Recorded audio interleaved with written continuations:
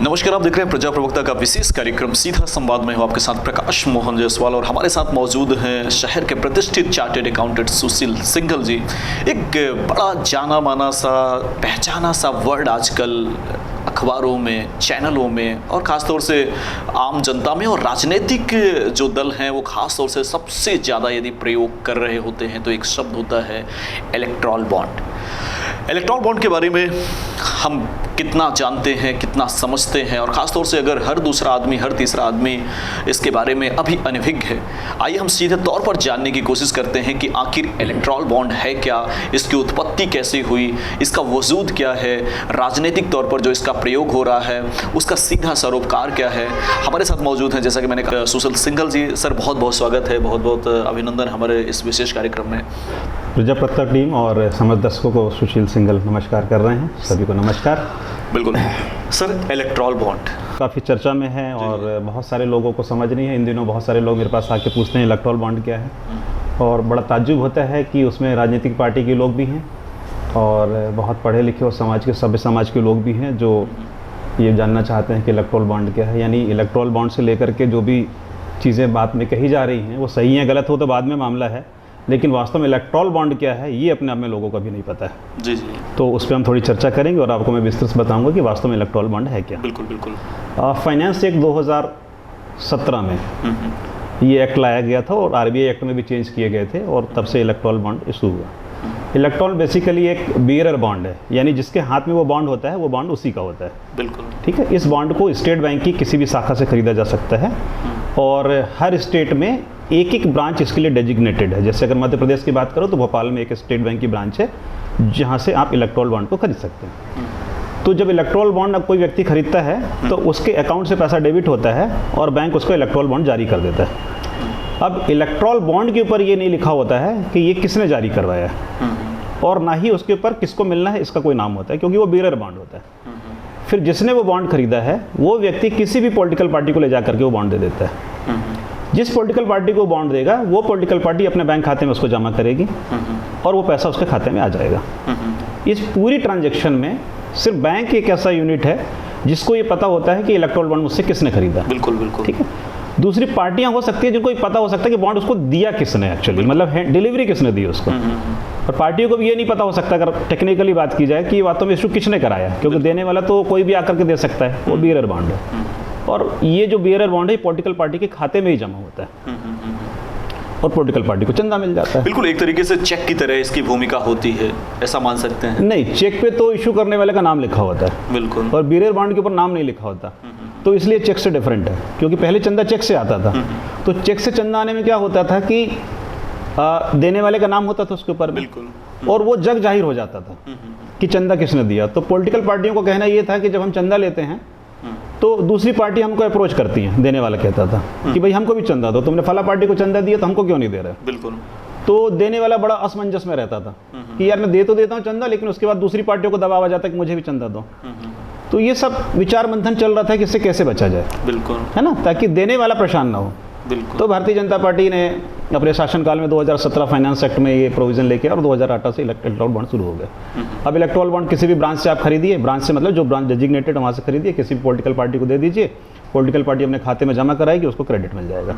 लेकिन पब्लिक को ये नहीं पता होगा कि चंदा कहाँ से मिला। और उन्होंने एक एक्ट में भी चेंज किया, इलेक्शन कमीशन ने भी, तो रिप्रेजेंटेशन ऑफ पीपल एक्ट में, कि चंदे से जो चंदे की राशि इलेक्टोरल बॉन्ड के थ्रू मिलेगी उसकी डिटेल पॉलिटिकल पार्टी को इलेक्शन कमीशन को नहीं देनी है।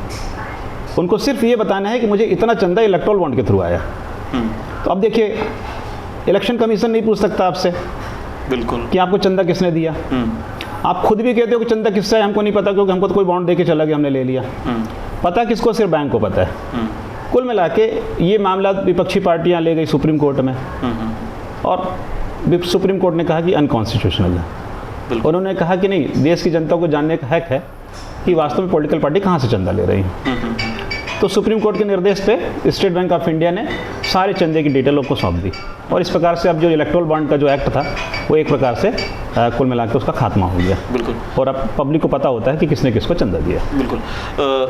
क्या इलेक्टोरल बॉन्ड की अगर बात करें तो केवल राजनीतिक पार्टियां ही इसको खरीद सकती हैं, बेच सकती हैं, या किसी तरीके से और इसका उपयोग हो सकता है? नहीं, पार्टी कोई भी पार्टी कोई भी इसे खरीद सकता है, लेकिन मिलेगा ये पॉलिटिकल पार्टी केवल राजनीतिक, कुल मिला के राजनीतिक पार्टी को चंदा लेने का एक तरीका है कि इसमें देने वाले का नाम उजागर नहीं हो रहा। तो सर आपको क्या लगता है कितनी पारदर्शिता हो गई है? क्या सचमुच पारदर्शिता है? और अगर पारदर्शिता है तो इतना बड़ा बवाल क्यों हुआ? जो विपक्षी पार्टियां थीं, जो देश में इतना बड़ा मुद्दा बना, चुनावी मुद्दा बना, ये तो सरकार की भी किरकिरी हुई जिन्होंने इस बॉन्ड को लाया, क्योंकि जिस तरीके से कोर्ट ने इसको असंवैधानिक करार दिया। तो ये अगर सचमुच पारदर्शिता थी तो फिर ऐसी स्थिति क्यों निर्मित हुई? नहीं, पारदर्शिता इस सेंस में नहीं थी। मैंने कहा ना, जैसे पहले भी बताया कि ये बड़ी समस्या हो रही थी कि किसी पॉलिटिकल पार्टी को चंदा मिलता था तो अपोजिट पॉलिटिकल पार्टी जो होती थी वो चंदा देने वाले को परेशान करती थी कि चंदा हमें भी मिलना चाहिए। बिल्कुल। तो वो एक पार्टी को चंदा देता था तो उसको अन्य पार्टियों को भी चंदा देना पड़ता था। होता यह है कि जो बड़े बड़े कॉर्पोरेट हाउसेस है, जब वो चंदा देते हैं तो उनके जो काम होते हैं वो अलग अलग स्टेट में भी चल रहे होते हैं। तो एक पार्टिकल को चंदा देते थे तो पता लगा दूसरे स्टेट में उनकी कोई बड़ा काम चल रहा है, तो उनको लगता था कि वहाँ भी हमें कुछ ना कुछ चंदा देना होगा। तो इस प्रकार से चंदे की राशि उनकी बढ़ती चली जाती थी और कॉर्पोरेट हाउस अपने आप को बड़ा असहज महसूस करता था कि हम चंदा दे भी ना देना भी चाहते हैं और परेशान भी होते हैं। शायद इसी बात को मद्देनजर रखते हुए भारतीय जनता पार्टी ने एक इलेक्टोरल बॉन्ड का कंसेप्ट लेके आया और वो पारित हुआ लोकसभा में और इस तरह की चीज़ें आ गई। बिल्कुल। सी साहब, जब हम कोई अच्छा काम करते हैं तो निश्चित रूप में उसमें क्लासिफिकेशन करते हैं कि इसमें ब्लैक मनी हो, वाइट मनी हो। तो जब किसी पार्टी को कोई चंदा मिलता है तो ये ब्लैक मनी है या वाइट मनी है, बुरे लोग दे रहे हैं या अच्छे लोग दे रहे हैं, तो क्या इसको संवैधानिक तौर पर कानून बनते समय इसका ख्याल रखना चाहिए था? नहीं, मुझे लगता है सारी बातों को ख्याल रखा गया है। सिर्फ इसमें प्रॉब्लम क्या हो रही है कि उसमें नाम डिस्क्लोजर नहीं हो रहा देने वाले का, लेकिन वो नाम भी कहीं ना कहीं क्योंकि जो बॉन्ड खरीदने वाला है उसके खाते को डेबिट करके ही ये बॉन्ड इशू हो रहा है। बिल्कुल। तो सीधा सा मतलब है कि बैंक को तो पता है कि किसने बॉन्ड खरीदा है। हाँ। और चूंकि बॉन्ड पे एक सीरियल नंबर होता है और वो बैंक में कहाँ जमा हो, और बाद में जब सुप्रीम कोर्ट ने आदेश दिया तो SBI में लाके पूरी लिस्ट दे ही दी, तब लोगों को पता लग ही गया कि कितना चंदा किसको मिला है। तो कुल मिला के इलेक्टोरल बॉन्ड का जो कंसेप्ट था सिर्फ यही था कि दाता परेशान ना हो, सिर्फ इतना सी वजह थी इसके पीछे में, क्योंकि नंबर 2 का पैसा तो इसमें है नहीं, क्योंकि जो भी आदमी बॉन्ड लगातार जो विपक्षी पार्टी है वो हमेशा ED FID दुनिया भर की चीज़ों को लेकर के टारगेट करके फिर उनको करना, उनसे वसूली करना, उनसे बॉन्ड खरीदना, ऐसी स्थिति जो लगातार निर्मित हुई, ये इसको क्या किस दृष्टिकोण से देखते हैं? देखिए, ये तो जग जाहिर है कि जो भी पार्टी पॉलिटिकल चंदा मिलता है किसी को, तो किसी न किसी फायदे के लिए कोई किसी को चंदा देता है। बिल्कुल। बेवजह कोई बहुत बड़ा चंदा किसी को नहीं देता। ये कोई इलेक्टोरल बॉन्ड के बाद का सिनेरियो नहीं है। इलेक्टोरल बॉन्ड के पहले भी लोग चंदा देते थे और चंदे के एवज में उनको कुछ ना कुछ बेनिफिट मिलते ही होंगे। बिल्कुल। ये जग जाहिर है, उसको बोला जाए या ना बोला जाए, पार्टी की कोई भी रही हो, शासन में कोई भी रही, कांग्रेस पार्टी रही हो, BJP रही हो, अन्य पार्टियां रही हो, बेनिफिट तो नेचुरली है कि जब किसी को चंदा मिलता है तो वो पार्टियां कहीं ना कहीं उन कॉर्पोरेट हाउसेस को जहां से चंदा आया या इंडिविजुअल जहां से चंदा आया उसको थोड़ा बहुत फायदा पहुंचाती रही होंगी। बिल्कुल। और वो पहले भी होता था, आज भी होता था। अभी फर्क सिर्फ इतना होगा कि पहले देने वाले का नाम उजागर रहता था, अब इलेक्टोरल बॉन्ड आ गया तो देने वाले का नाम बस उजागर नहीं होता है, उसको भी सुप्रीम कोर्ट ने दूध का दूध पानी का पानी कर दिया और सबका नाम उजागर हो गया। जिस तरीके से विपक्षी पार्टियां इसको लेके उठे, आपको क्या लगता है कि जो विपक्षी पार्टी हैं उनको चंदा नहीं मिले या इस वजह से, या किस आखिर रीजन क्या रहा? देखिए, चंदे की अगर आप लिस्ट उठा के देखेंगे तो आप देखेंगे कि ये सिर्फ भारतीय जनता पार्टी ने जिसको चंदा मिला है, चंदा समस्त पार्टियों को मिला है। और आप बहुत अच्छे से समझ सकते हैं इस बात को कि सत्ता पक्ष चूंकि फ़ायदा पहुंचाने के फेयर में रह सकती है तो थोड़ा सा चंदा उसको ज़्यादा मिलता है। जो प्रभावकारी होता है, जो आपका कुछ काम करा सकता है, निश्चित रूप से चंदा उसको ज़्यादा मिलता है। ये कोई नई बात नहीं है, पहले भी ऐसा होता है और आज भी होता है। बिल्कुल। एक सवाल इसमें निकल के आता है कि जिस तरीके से राजनीतिक पार्टियों को चंदा मिलता है, लेकिन जो व्यक्ति विशेष चुनाव कोई लड़ता है या कोई निर्दलीय व्यक्ति होता है जिसको भी सहयोग की जरूरत होती है या कोई कारपोरेट सेक्टर के लोग उसको सहयोग करना चाहते तो क्या सिंगल लेवल पर भी ये चंदा और बॉन्ड खरीदे जा सकते हैं? देखिए, चंदा देने का इलेक्टोरल बॉन्ड एक मेथड बनी है, एक एक्स्ट्रा मेथड बनी हुई है। आज भी कोई आदमी किसी को अगर चेक से चंदा देना चाहता है, RTGS नेफ्ट के माध्यम से कुछ चंदा देना चाहता है तो उस चंदे पे कोई रोक नहीं है। ये चंदा तो सिर्फ एक सुविधा के लिए बनाया गया है कि एक इलेक्टोरल बॉन्ड के थ्रू भी दे सकते हो, जिसकी जानकारी आपको इलेक्शन कमीशन को नहीं देनी होगी और आपको कोई प्रताड़ित नहीं करेगा कि आपको चंदा किससे मिला है। तो सिर्फ इस सुविधा के लिए बनाया गया था और ये कॉन्स्टिट्यूशनली वैलिड नहीं हुआ, सुप्रीम कोर्ट ने कह दिया। तो हम तो इस बारे में कुछ कहें तो मुझे लगता है कुछ अतिशयोक्ति होगी, मुझे तो कुछ कहना भी नहीं चाहिए इस बारे में, क्योंकि जब सुप्रीम कोर्ट ने ठहरा दिया है कि ये अनकॉन्स्टिट्यूशनल है। किन बिंदुओं को लेकर क्या कमियां ठहराई हैं सुप्रीम कोर्ट ने, आखिर क्यों इसको असंवैधानिक करार दिया? देखिए, मुझे लगता है इसमें ट्रांसपेरेंसी ये नहीं थी, क्योंकि देश की जनता को जानने का हक बनता है बिल्कुल कि कौन चंदा दे रहा है। क्योंकि जब बाद में लिस्ट आई है तो पता लगा चंदे में उन सब लोगों के बहुत सारे नाम आ रहे हैं जिनको कहीं ना कहीं से कहीं नाम दूसरी जगह भी उनके आ रहे हैं, उन लोगों ने चंदे दिए हैं। तो इस तरह की बातें आ रही हैं, लेकिन ये कोई नई चीज़ नहीं है, मैं बता रहा हूँ। पहले भी चंदा इसी तरह से होता था, आज भी चंदा उसी तरह से हो रहा है। तो चंदे को लेकर इलेक्टोरल बॉन्ड, अब चूंकि वो तो मामला पटाक्षेपी हो गया है, तो अब वो इलेक्टोरल बॉन्ड का जैसा कोई इशू बचा नहीं है। तो मुझे लगता है ये पहले भी होता आया था, आज भी होता आया है, उसका थोड़ा सा सिस्टम बदल गया है। एक बात जो लोग बार बार कहते हैं कि पहले चंदा ट्रांसपेरेंट नहीं था, अभी ट्रांसपेरेंट, वो थोड़ा सा लोग गलत समझते हैं। पहले चंदे की कंप्लीट लिस्ट, जो भी 20,000 रुपये से ज़्यादा का चंदा किसी पॉलिटिकल पार्टी को आता था, तो पॉलिटिकल पार्टी को इलेक्शन कमीशन को पूरी डिटेल देनी होती है, उसका नाम, उसका पता, उसका पैन नंबर, देने वाले का नाम। कहाँ से? जब से इलेक्टोरल बॉन्ड आया है, तो इलेक्टोरल बॉन्ड के थ्रू जो चंदा आता है, पार्टियों को उसका नाम उजागर नहीं करना होता था। ये थोड़ा सा डिफरेंस आ गया था। शायद सुप्रीम कोर्ट ने इसी बात को ध्यान में दिया कि इसकी ट्रांसपेरेंसी होनी चाहिए, पब्लिक को जानना चाहिए कि चंदा आखिर देने वाले कौन हैं।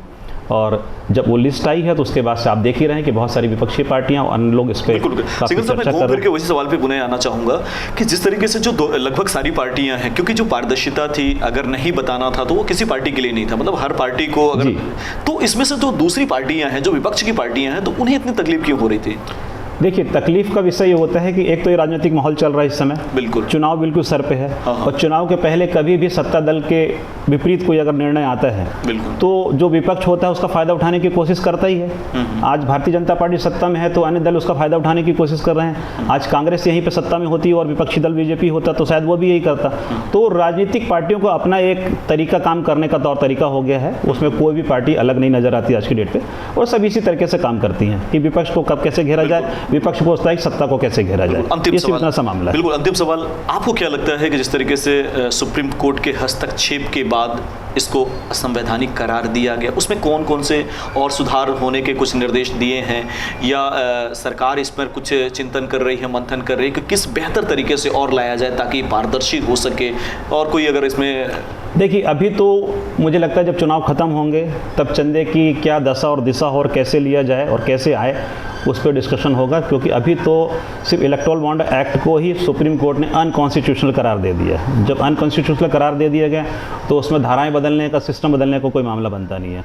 अब नए सिरे से पॉलिटिकल पार्टियां विचार करेंगी कि चंदा कैसे मिले, चंदा कैसा हो और किस तरीके से आए, तो उस पर एक नया डिस्कशन स्टार्ट होगा।